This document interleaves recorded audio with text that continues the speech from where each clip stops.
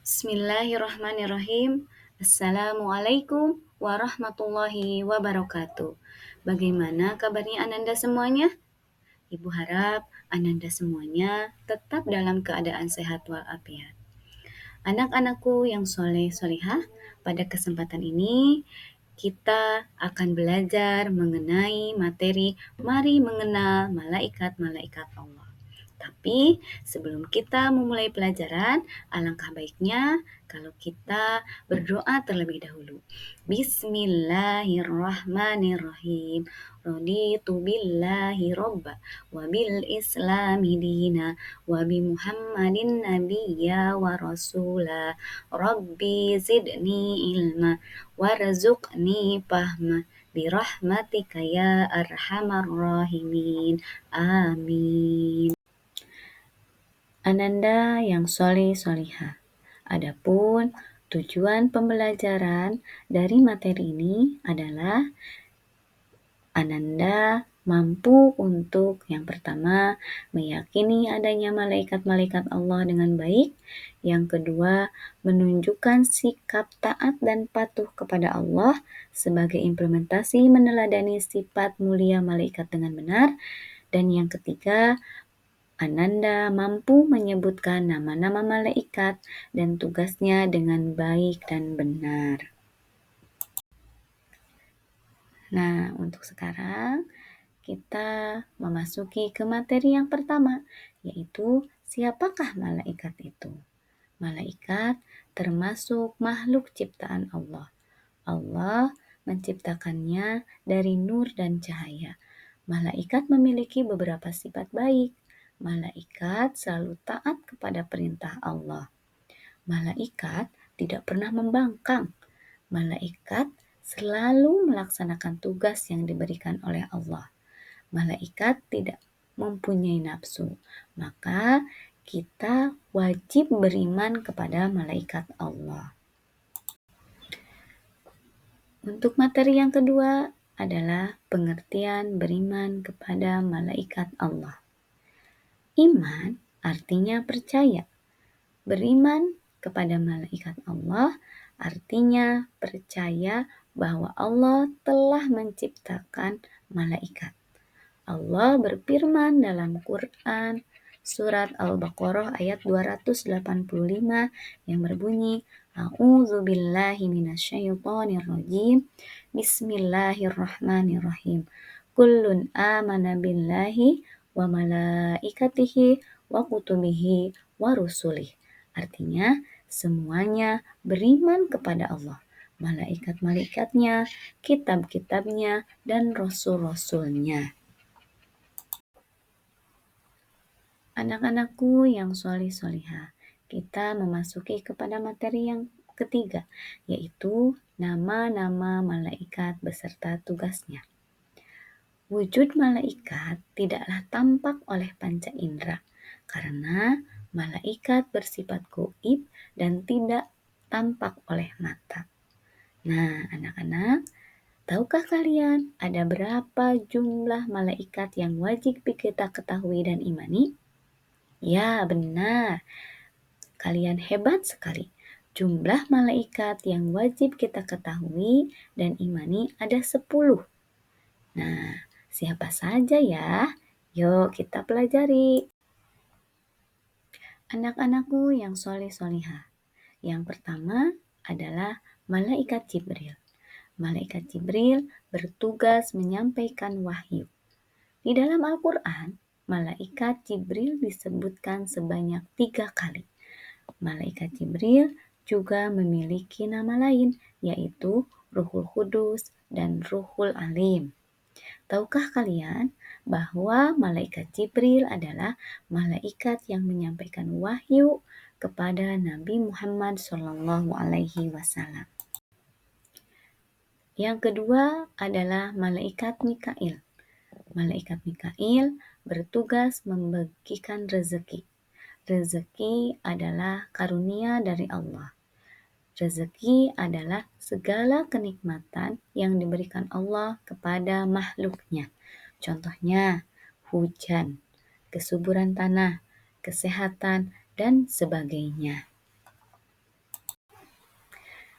Yang ketiga yaitu malaikat Israfil. Malaikat Israfil bertugas meniup sangkakala atau trompet pada hari kiamat. Malaikat Israfil meniup sebanyak 2 kali tiupan. Tiupan pertama mematikan semua dunia seisinya, dan tiupan yang kedua membangkitkan manusia setelah kiamat. Manusia dibangkitkan kembali untuk dimintai pertanggungjawabannya selama hidup di dunia. Yang keempat adalah malaikat Ijroil. Malaikat Ijroil bertugas mencabut nyawa. Malaikat Ijroil dijuluki sebagai malaikat maut. Anak-anakku yang soleh-solihah, marilah kita lanjutkan. Yang kelima dan yang keenam adalah malaikat Munkar dan Nakir. Malaikat Munkar berpasangan dengan malaikat Nakir. Mereka bertugas menanyai manusia di dalam kubur. Malaikat Munkar dan Nakir akan menanyakan beberapa hal kepada manusia di dalam kubur. Apa saja ya? Yang pertama, siapakah Tuhanmu? Yang kedua, siapakah nabimu? Dan apa agamamu? Orang yang beriman akan menjawab, Tuhan adalah Allah, nabiku Muhammad, agamaku adalah Islam. Maka orang yang beriman tersebut akan diberikan ketenangan di alam kubur sampai hari kebangkitan nanti. Tapi bagi yang tidak bisa menjawabnya akan mendapatkan siksa di dalam kubur. Nah, anak-anak, coba pilih mau yang mana? Mau yang mendapat ketenangan atau yang mau mendapat siksa kubur? Pasti kita semua ingin diberikan ketenangan di alam kubur. Jadi, kita harus beriman kepada Allah. Nah, anak-anakku, malaikat yang selanjutnya adalah malaikat Raqib dan malaikat Atid. Malaikat Raqib bertugas mencatat amal baik. Malaikat Atid bertugas mencatat amal buruk. Allah berfirman di dalam Al-Quran. A'udzu billahi minasyaitonir rajim. Bismillahirrahmanirrahim. Ma yalfidu min qaulin illa ladaihi raqibun atid. Artinya, tidak ada satu kata pun yang diucapkannya melainkan ada di sisinya malaikat pengawas yang selalu mencatat.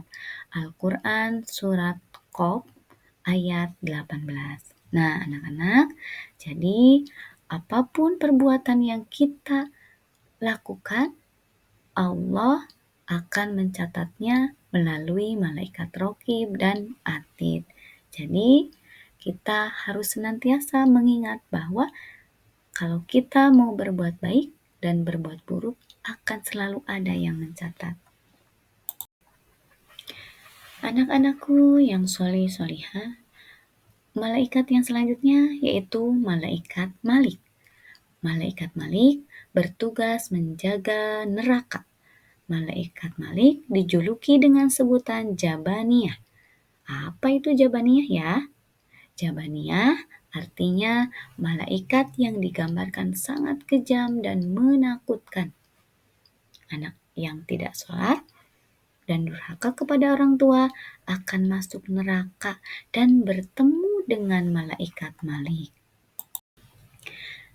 Nah, yang terakhir, malaikat yang ke-10 yang wajib kita ketahui dan imani yaitu malaikat Ridwan. Malaikat Ridwan bertugas menjaga surga. Malaikat Ridwan juga diperintahkan oleh Allah untuk membantu dan menyambut orang beriman masuk surga. Anak yang rajin ibadah, yang sayang kepada orang tua, akan masuk surga dan bertemu dengan malaikat Ridwan.